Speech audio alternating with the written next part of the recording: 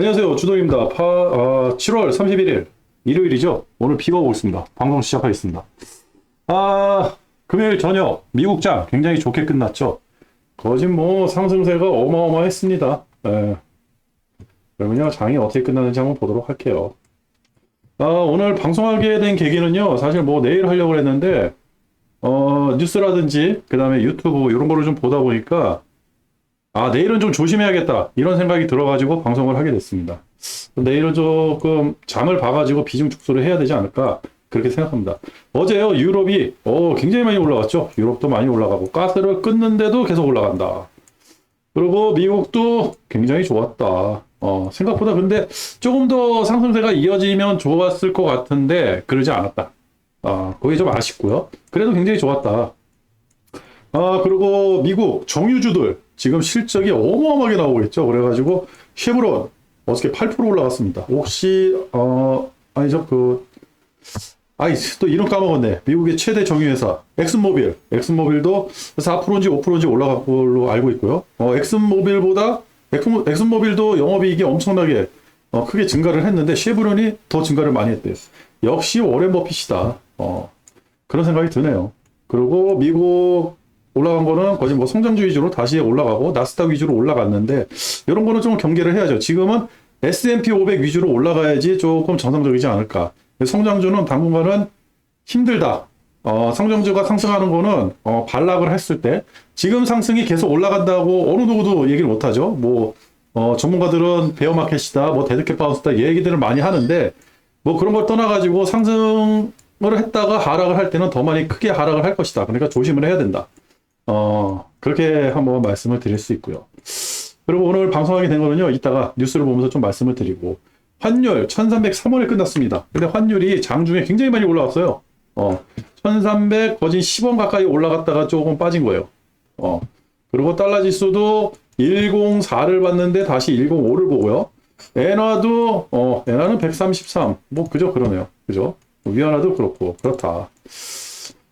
그리고 국채금리는 2.6까지 빠졌네요. 이 국채금리가 빠지는 게 좋죠. 근데 빠지면 지금 희한한 프레임에 잡혀 있죠. 침체. 그죠? 침체라는 프레임에 잡혀 있어가지고 빠지면 문제. 올라야지 된다고 하는데 오르면 안 되죠. 그죠? 국채금리는 빠져야죠. 그래, 코스피는 이렇게 됐다. 그리고 이제 이렇게 끝났다. 그리고 어저께 미국장은 굉장히 좋았다. 근데 한 가지 안 좋은 건 뭐냐면요.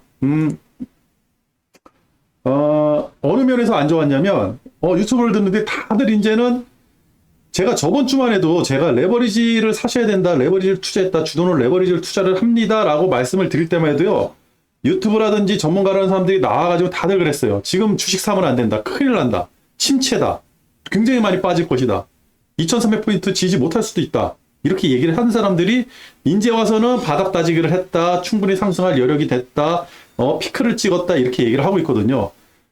대다수의 사람들이 상승을 논할 때는 한번 조심을 해야죠. 그죠? 왜 그러냐면 우리는 대중의 심리를 거꾸로 이용을 해야 되거든요. 그게 바로 개미털기의 전조증상이거든요. 지금 전문가들이 나와가지고 이제는 바닥을 다졌다. 무슨 지표가 나오더라도 그 지표를 이겨먹을 수 있다. 근데 그거는 벌써 한 달 전 아니면 보름 전에 예상을 했어야 되는 그런 예상들을 너무 늦게 하는 거죠. 그리고 그 예상을 너무 늦게 했던 게 왜 늦게 했냐면요.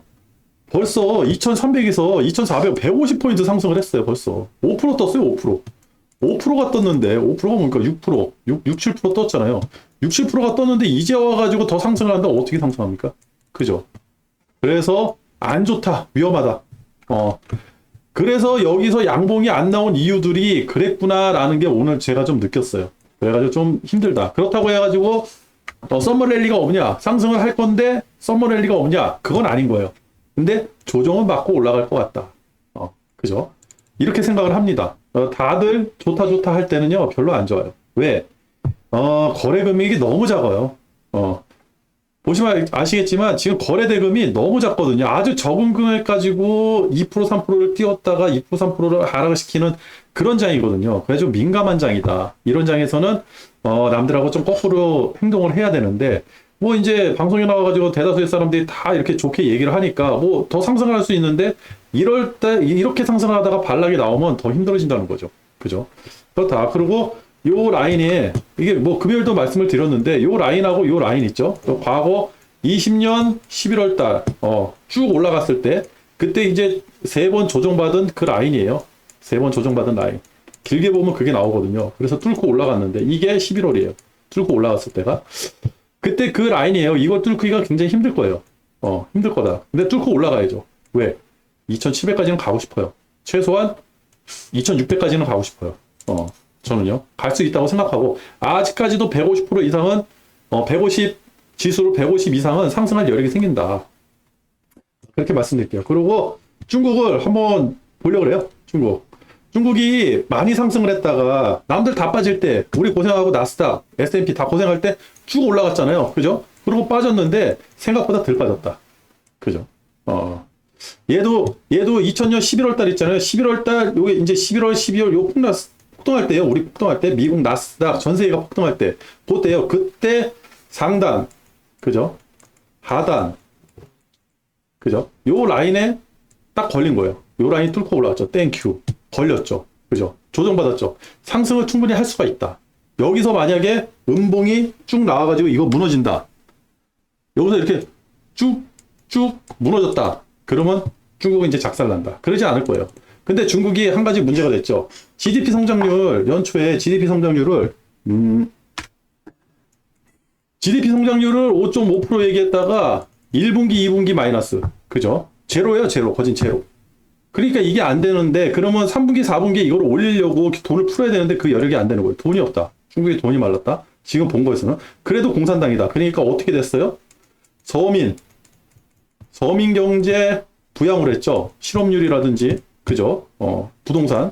근데 부동산 너무 힘들고, 그러면 주가 부양을 해야겠죠. 요쪽은 했다. 그러니까 주가 부양을 하려고 뭔가를 작업을 할 것이다. 그 작업이 제대로 한다 그러면 얘도 뚫고 올라가겠죠. 그죠? 좋다. 그러면 중국, 뭐 미국은 당연히 올라가겠죠. 미국 차트 보면 굉장히 좋아요. 이게 S&P 500이거든요. 그죠? S&P 500 굉장히 좋죠. 이렇게 양봉이 또 나올 줄 몰랐어요. 솔직히 저는 금요일 날 좀 조정을 받겠거니 생각을 했는데, 웬거려. 쭉 올라가네요. 그죠? 그리고 나스닥도 좋죠. 그죠? 나스닥. 라인 그냥 넘어갔잖아요.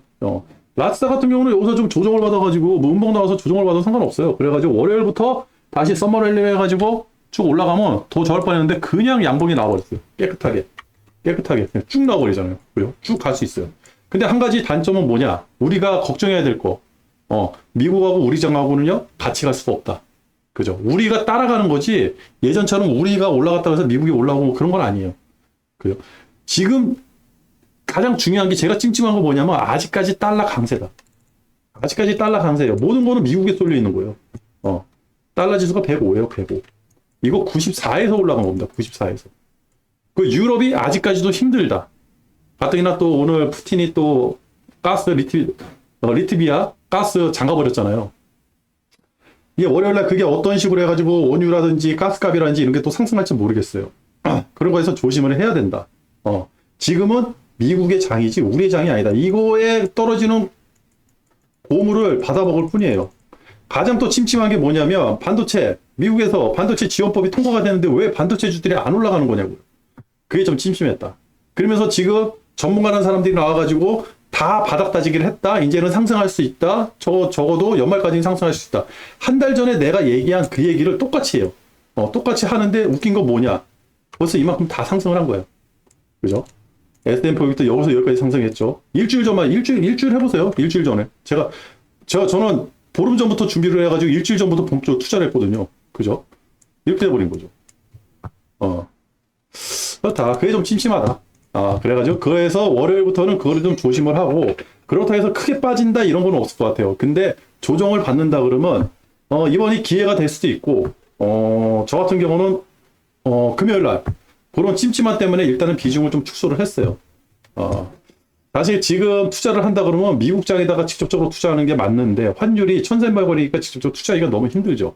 그래서 저는 ETF 쪽으로 해가지고 미국의 에너지 기업, 미국의 이제 그 셰일 기업하고 원유 그 시추하는 기업들, 거기에 대한 ETF가 있더라고요. 국민은행에서 나온 건데, 그 국민은행이 아니죠. 아니 뭐냐? 여러분들이 찾아보십시오.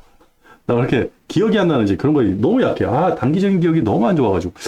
하여튼, 그 ETF가 있어요. 원유 시추에 관련된 ETF가 있는데 거기를 좀 많이 제가 투자를 해놨고. 그게 다행히 여기까지 굉장히 많이 수익이 나 있고. 앞으로도 수익은 계속 날 것 같고. 왜 그러냐면, 미국에 있는 정유주들 있잖아요. 정유, 셰일가스 이 업체들은요, 앞으로도 돈을 많이 벌 거예요.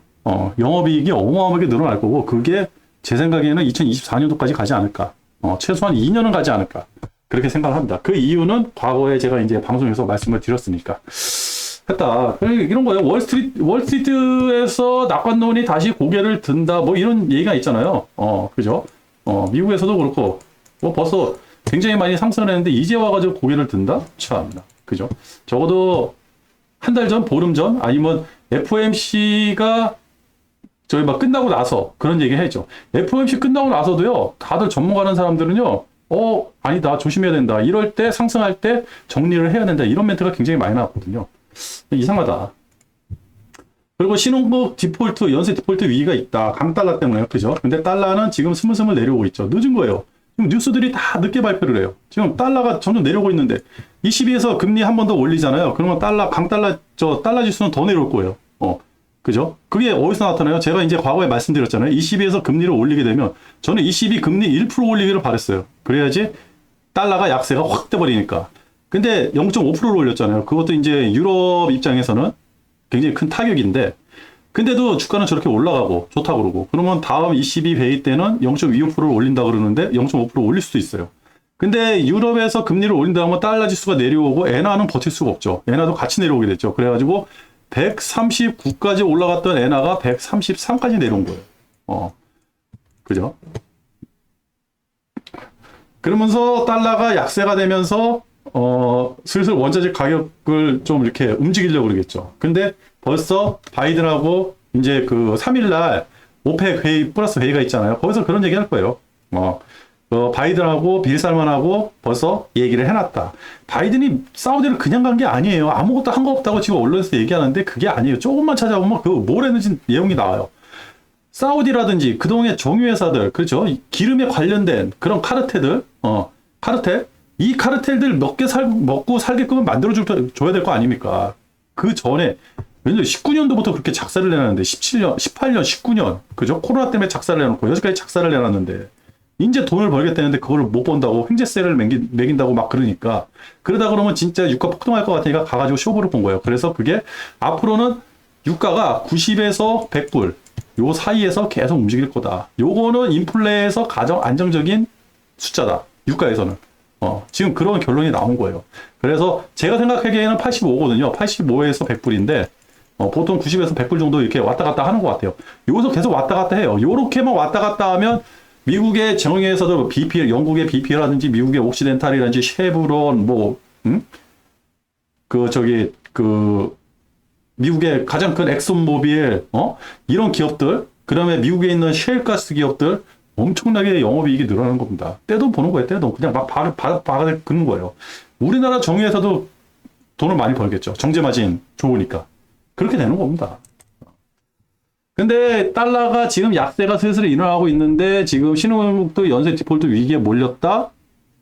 그렇죠. 왜냐면 달러 강세가 너무 기간이 길었으니까. 근데 이거는요, 벌써 다 예견돼 있는 거 아닌가. 벌써 파업들하고 정부, 대정부 구테타가 아니라 대정부 데모라고 그래나? 뭐 그런 것도 하고 막 난리가 났죠. 대통령도 갈아치우려고 그러고, 이제 뭐 뉴스 보면 그런 게 많이 나오잖아요. 그런 거를 우리가 이해를 해야 된다. 벌써 이 일은 일어난 사실이다. 이제 와가지고 이 얘기를 할 필요가 없다. 수십조? 총 뭐 수십조가 빠져나갔는데 여기 보니까 뭐 43조, 50조, 40 몇 조 얘기하더라고요. 말 같은 소리. 50조 빠져나갔다고 해서 나라가 망합니까? 참.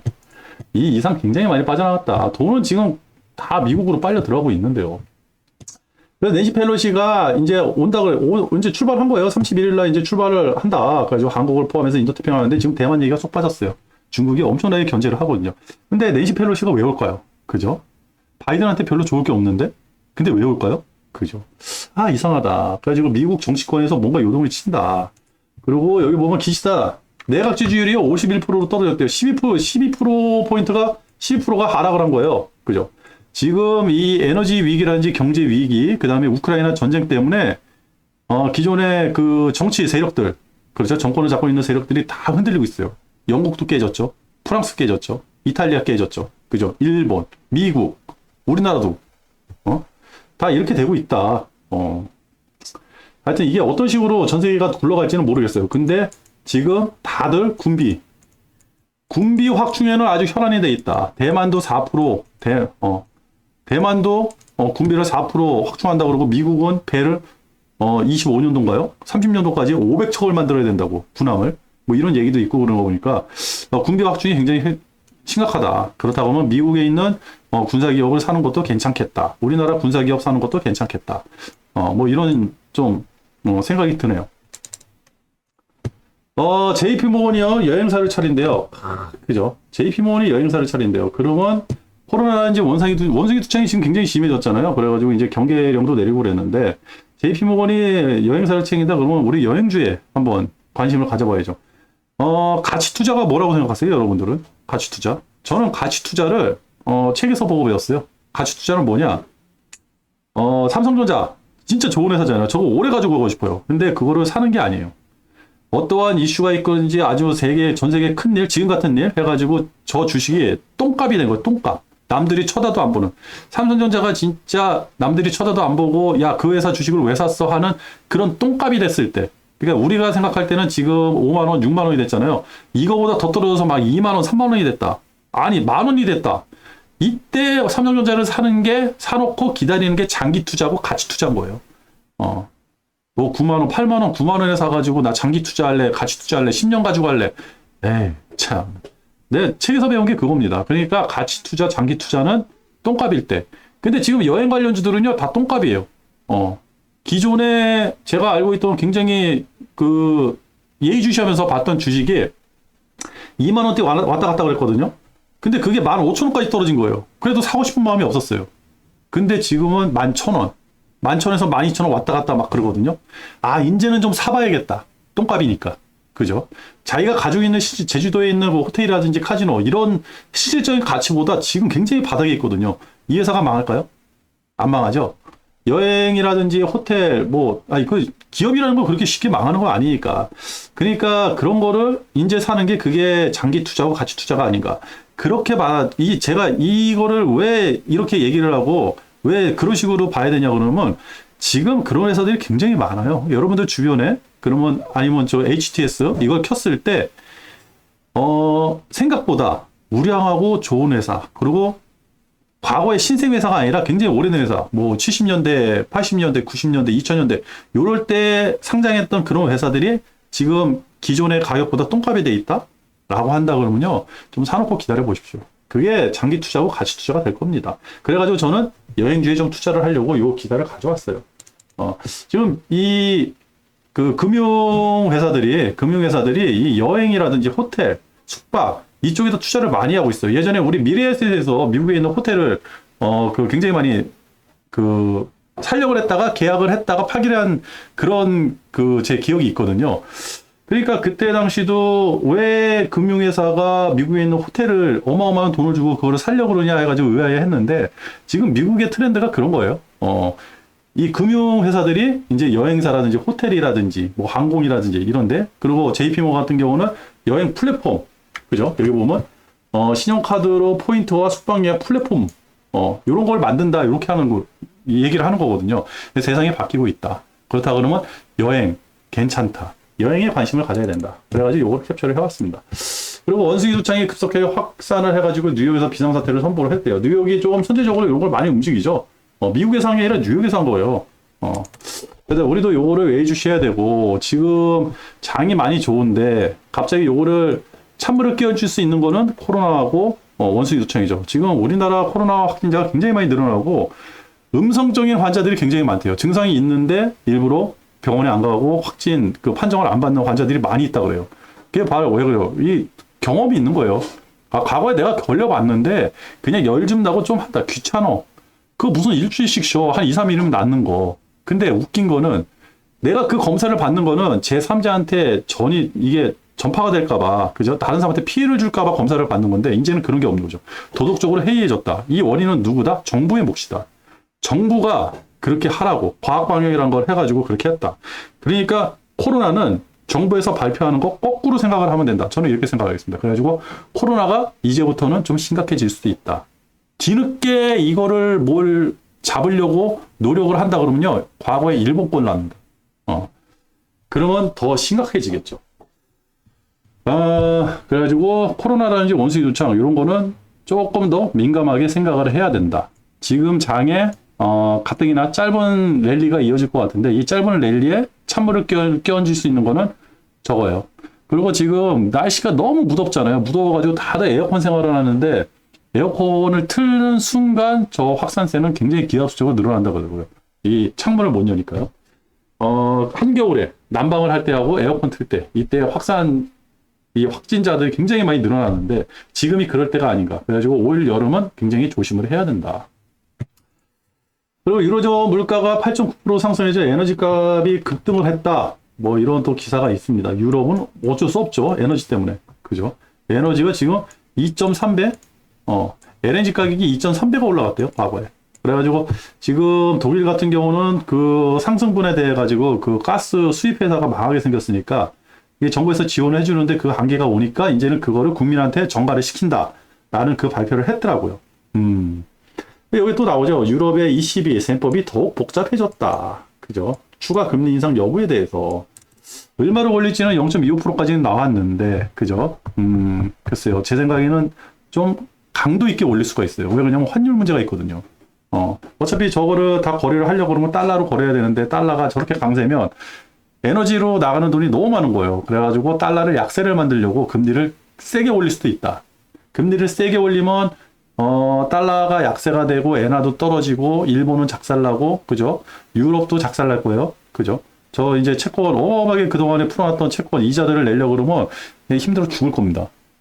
그러면 경기가 안 좋아지는데 단기적으로는 좋을 거예요. 단기적으로는. 그죠? 이런 물가들이 다 내려갈 테니까 환율 덕을 좀 볼 테니까요. 근데 장기적으로는 안 좋다. 그리고 미국의 이제 PCE 물가가 나왔어요. PCE 물가. 그죠? 이게 뭐냐? 개인 소비 지출 물가예요. 요게 상승률이 39년 만에 최대폭. 근데 요게 뭐냐? 피크. 그죠? CPI도 피크. 그죠? PCE도 피크. 그러나 피크는 뭐야? 정상이잖아요, 정상. 이제 떨어질 일만 남았다는 거죠. 어떻게 해서든 7월, 6월이잖아요. 6월 PCE, 7월 CPI, PCE. 요런 지표가 6월보다 떨어졌다라고 한다 그러면 주가는 계속 상승을 할 겁니다. 그렇게 되겠죠? 그리고 3일날 오펙 회동이 있어요. 근데 기름값, 뭐, 증산을 한다 그래도 기름값이 잡힐까요? 그리고 증산 여력이 있어도 없다 그러겠죠. 기름값을 유지하고 싶겠죠. 근데 너무 기름값이 폭등하는 거는 방지해야 되기 때문에 여기서 어떤 멘트가 나올 거예요.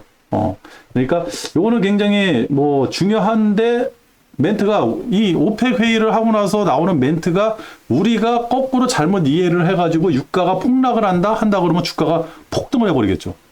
그죠? 근데 만약에 유가가 폭등하는 그런 멘트가 나왔다 그러면 주식은 폭락을 할 거고 거꾸로. 그렇기 때문에 좀 예의주시해서 봐야 된다. 이게 언제? 8월 3일입니다. 다음 달 3일이죠. 그렇다. 그리고 우크라이나 사실상 디폴트 확실. 야, 디폴트 확실이 아니라 이 나라 망한 거 아닙니까 지금? 이 상태면? 예전에 6개월 전에 우크라이나 전쟁 났을 때 제가 분명히 그 말씀을 드렸어요. 누구를 위한 전쟁인가? 우크라이나 저 젤렌스키 저 개 같은 놈은 왜 전쟁을 아니 그 나라에 수반이 돼가지고 대통령이 됐으면 전쟁이 안 일어나게끔 어떻게 해서든 외교력을 펼쳐가지고 해야 되는데 전쟁이 나서 지 혼자 잘났다고 자기가 무슨 뭐 공산당하고 뭐 자기가 나는 공산당이 싫어요는 뭐 우리 이승복 열사 같은 그런 남자입니까? 혼자 나서가지고 방송 나와가지고 전 세계 그 국회를 돌아다니면서 멘트를 날리고 미친놈이에요. 저것 때문에 우크라이나 망한 거예요. 그 우크라이나 사정은 잘 모르겠는데 전쟁은 막았어야 돼요. 일어나면 안 되는 거였어요. 어떤 일이든지 간에. 근데 전쟁이 났잖아요. 그러고 나서 단기적으로 끝날 줄 알았더니 장기 벌써 6개월째. 이제는 세계가 다 외면하잖아요. 유럽에서 외면하잖아요. 빨리 우크라이나 전쟁이 끝나야지 우리가 올겨울에 따뜻하게 보낼 수 있는데 러시아는 계속해서 가스 잔거지, 비축량은 없지, 다른 데서 가져와야 되는데 가져올 때는 없지, 수요하고 공급이 안 맞아버리는 거예요. 그래가지고 장작을 떼겠다는 거니까 유럽이. 그죠? 지금 독일 같은 경우, 프랑스 같은 경우는요, 밤에 껌껌하대요. 에너지를 아끼려고. 유럽이 지금 그 모양입니다. 그 선진국이라는 그런 나라들이. 근데 우크라이나 디폴트 사실 확실해졌다? 디폴트는요, 벌써 전쟁 시작하면서 난 거예요. 무슨 경제가 어떻게 돌아가겠습니까? 저 상태에서. 그죠? 그러면서 S&P는 신용등급을 3단계를 내렸대요. 아니죠. 그동안에 우크라이나를 그렇게 지원을 해주고, 우크라이나를 해가지고 무슨 뭐 EU에 가입을 시켜주네, 뭐 나토에 가입을 시켜주네, 그렇게 떠들던 EU, 얘네들이 다 지원을 해줘야죠. 니들이 그렇게 얘기를 했으니까. 아니면 초장에 우크라이나가 고개 숙이고 러시아한테 기어 들어갔겠죠. 어떻게든 전쟁을 막았겠죠. 그죠? 하여튼 이 전쟁은요, 가장 큰 피해는 우크라이나 국민들, 그리고 때려잡아야 할 놈들은 미국 놈들하고 저 젤렌스키, 이렇게 얘기를 하겠습니다. 그리고 가장 큰 덕을 본 게 미국하고 러시아, 중국, 이렇게 얘기를 드릴게요. 사실 이게 말이 됩니까? 우리나라에서도 만약 저렇게 전쟁이 난다 그러면요, 안 돼요. 큰일 나요. 근데 우리나라 지금 윤석열 정부가 잘하고 있는지는 모르겠어요. 근데 취임한 지 2달 좀 더 됐는데 지지율이 30%가 무너졌다? 그러면서 괜찮다고 저러고 버팅기고 있다? 저는 진짜 5년 채울지 모르겠습니다, 참. 그리고 가스프롬이요, 루브라를 결제를 안 했다 그래가지고 리트비아를 가스를 끊어버렸습니다. 가스를 끊어버렸죠. 아하. 러시아한테 못 당해요, 지금.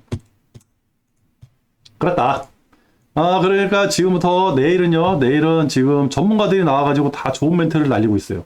좋은 멘트를 날리면 뭐 주가가 상승하면 좋은데, 만약에 주가가 상승 안 한다. 목요일하고 금요일 같은 그런 미적미적한 반응이 나온다? 근데 그거는 괜찮죠. 외국인들, 환율하고 외국인들 수급, 요 2가지는 꼭 확인하십시오. 외국인들이 갑자기 매도세가 거세진다 라고 한다 그러면요, 잠시 쉬는 것도 괜찮다. 주도는 이렇게 말씀드리면서 오늘 방송 여기서 끝내겠습니다. 끝!